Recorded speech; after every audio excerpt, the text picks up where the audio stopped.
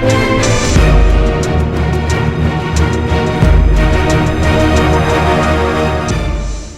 new Hilux is normal dispatch in Australia in August. We should begin with the enormous stuff first. Reports of a noteworthy force help have been affirmed, with the Hilux's 2.8-liter diesel motor now useful for 150 kilowatts and 500 Nm.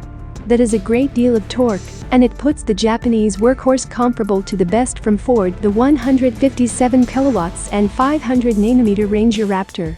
For correlation, the Mitsubishi Triton produces 133 kilowatts and 430 Nm. The Nissan Navara is useful for 140 kilowatts and 450 Nm, and the Volkswagen Amarok produces 190 kilowatts and 580 Nm.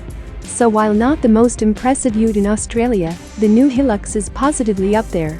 There has additionally been key suspension redesigns, with new bushings, another leaf spring structure, and changed stun tuning, intended to give an increasingly agreeable ride, especially over unpleasant streets and with low loads, while keeping up Hilux's incredible rough terrain abilities.